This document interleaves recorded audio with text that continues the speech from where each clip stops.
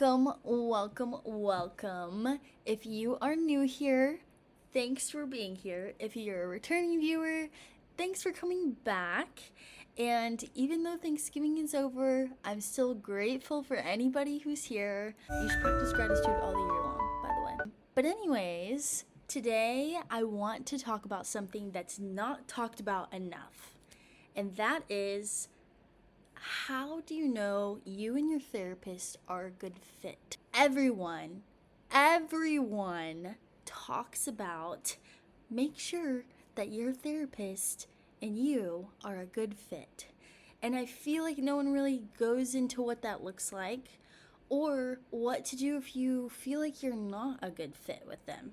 And so I want to help walk you through what that means, what it looks like, and what to do if you don't think you're a good fit with your therapist. To follow the theme of gratitude, I would be extremely grateful if you liked this video or subscribe to this channel or both in hopes of spreading mental health knowledge and awareness so that someone else can benefit from this video too.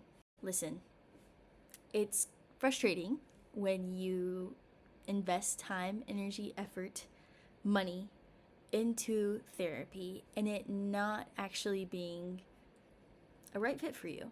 And so that's why I made this video, to help prevent any of that wasting and to help you really feel confident in your decision of who you pick to be your therapist.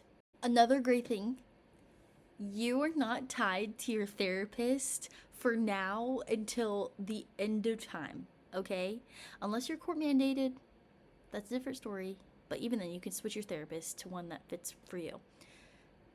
But you, for the majority of people, are not set in stone to be with the same therapist. You can switch it up, and there's nothing wrong with that. That is okay. It's not taboo.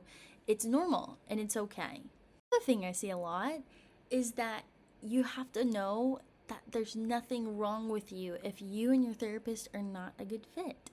There's nothing wrong with you for feeling that way. And doesn't necessarily mean that your therapist is bad. It just means that you're not a good fit. You don't connect well.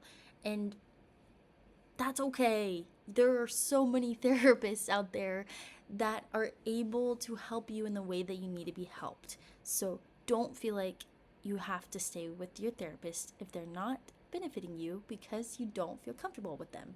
So first, the key signs that you are able to tell that you are a good fit. Let's go over them. First, there's clear communication. You feel understood, heard, and validated. What they say to you makes sense to you. Something else, you feel safe and you don't feel judged. If you don't feel safe and you feel like they're judging you, you're not going to open up. But the point of therapy is so that you do open up.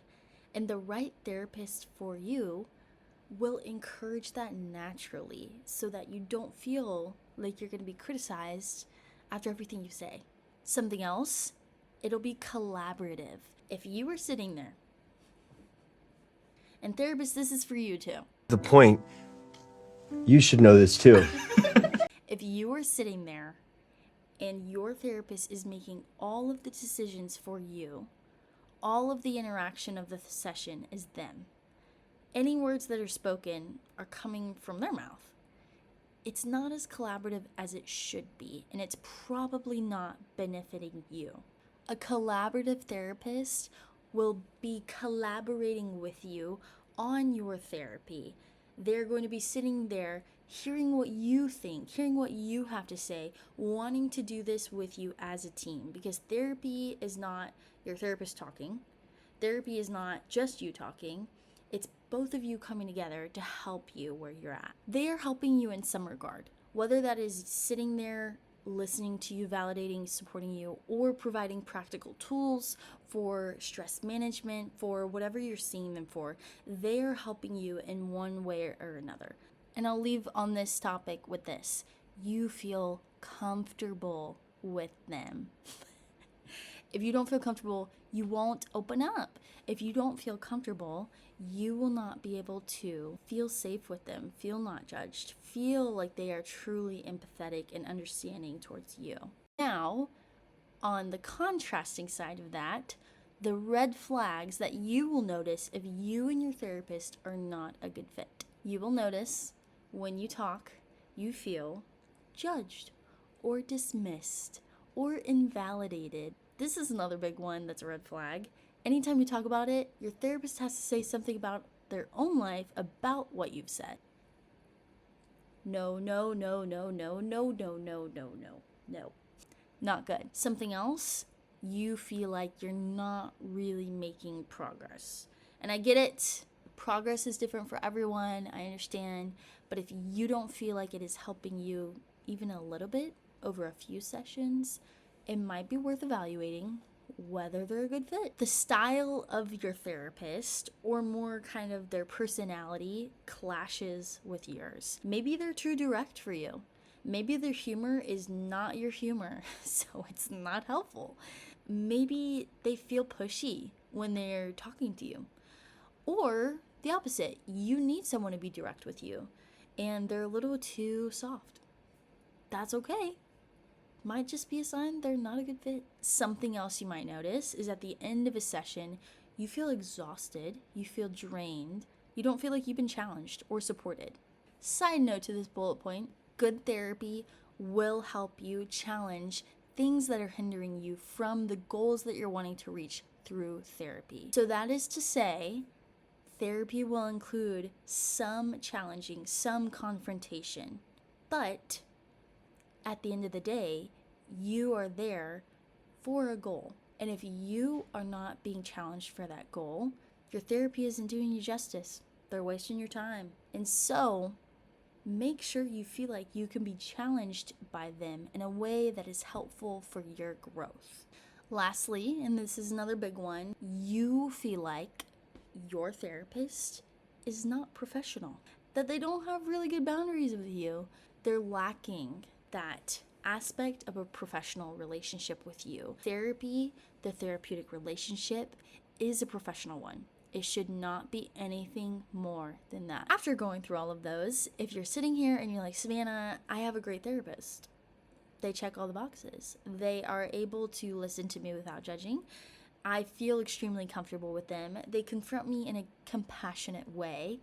Then good. I'm really, really happy for you, because that's what therapy is supposed to be. That's what it's supposed to look like. It's supposed to be good and beneficial for you. If you're sitting here and you're like, Savannah, I'm looking for a therapist and I still don't know. I don't know who's going to be good for me. I'm not sure.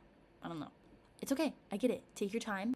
Interview therapists. So many therapists offer consultation calls where you can chat on the phone with them for 15-ish minutes and get to know them a little bit.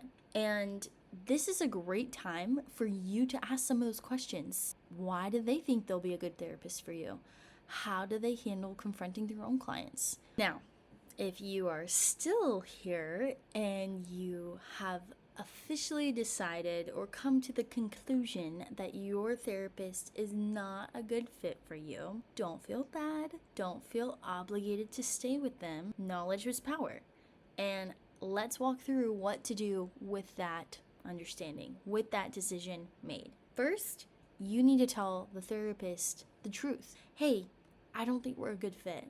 And you can tell them the reason why, or you don't have to. But the point is, you're not going to see them as a therapist anymore, and you're going to find somebody else who can provide the type of therapy that you need, because it's going to be a better fit than the one you're in. I will leave you on this note of this video. Finding the right therapist is not a one-size-fits-all. Sometimes it takes conversations with several of them. Sometimes people go to 2 or 3 sessions just to know for sure. And if that's you, that's okay. And if that's not you and you want to know for sure, take your time, interview around, trust your gut. You know you best, and you know what's going to click with you best and not click. So listen to that. Other than that, I hope you found this video super helpful. And if you did, again, like, comment, share, subscribe. All of those things so that more people are going to be able to hear about this and learn from it. I hope everybody else stays safe out there, and until next time.